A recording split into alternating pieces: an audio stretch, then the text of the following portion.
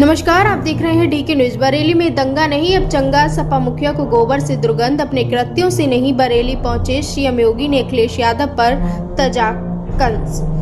बरेली पहुंचे मुख्यमंत्री योगी आदित्यनाथ ने स्कूल चलो अभियान का शुभारंभ किया। बरेली कॉलेज मैदान में आयोजित कार्यक्रम के मंच पर उन्होंने स्कूली बच्चों को किट बांटी। उसके बाद मुख्यमंत्री ने बटन दबाकर जिले के 932 करोड़ रुपए की 132 योजनाओं का लोकार्पण और शिलान्यास किया।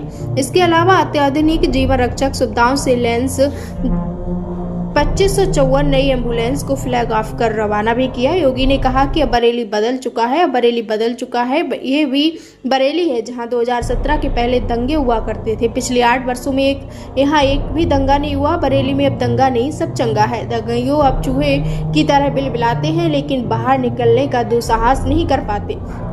उन्होंने मालूम है कि दंगा करेंगे तो दुष्परिणाम क्या होगा। बाप दादा ने जो कमाई की होगी वह सब एक झटके में सरकार जब्त करके गरीबों में बंटवाने का काम कर देगी। बरेली दंगा सिटी नहीं, अब स्मार्ट सिटी की पहचान बन चुकी है।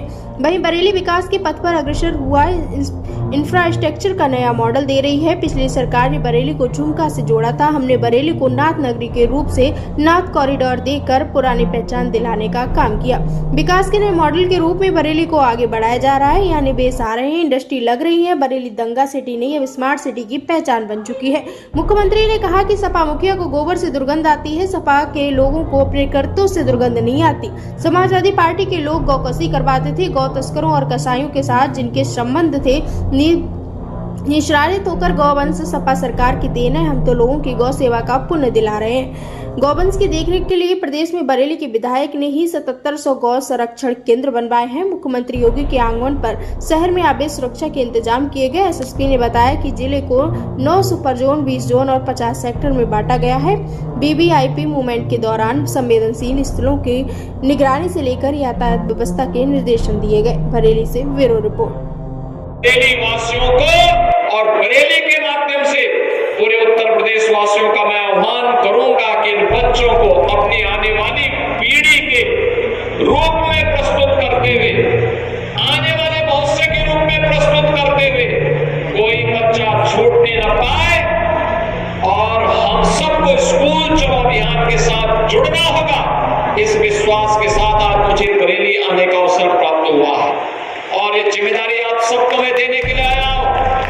ये केवल सरकार की जिम्मेदारी नहीं, ये समाज की जिम्मेदारी भी बनती है कि समाज की जिम्मेदारी के साथ समाज भी इस बात को अपने ऊपर ले कि अगर कोई बच्चा अनपढ़ रह जाता है तो समाज के लिए भी एक चुनौती है, राष्ट्र के लिए भी चुनौती है, उस परिवार के लिए तो चुनौती है ही है।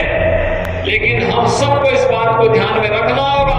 अंततः इसका खामियाजा पूरे समाज को और अंततः प्रदेश को भुगतना पड़ता है। और इसीलिए 2017 में आने पर हम लोगों ने अनिवार्य रूप से प्रारंभ किया। स्कूल का सत्र प्रारंभ होते ही हर जनप्रतिनिधि और शिक्षक स्कूल चलो अभियान के साथ जुड़ेगा, हर बच्चे को स्कूल पहुंचाएगा। और मुझे बताते हुए प्रसन्नता है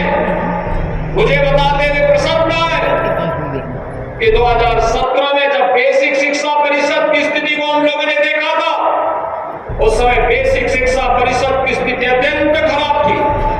तमाम स्कूल बंदी के कगार की ओर जा रहे थे। न टॉयलेट थे बालक बालिकाओं के लिए, न पेयजल की व्यवस्था थी, न फर्नीचर थी, न वहां के फर्श बने हुए थे। स्मार्ट क्लास और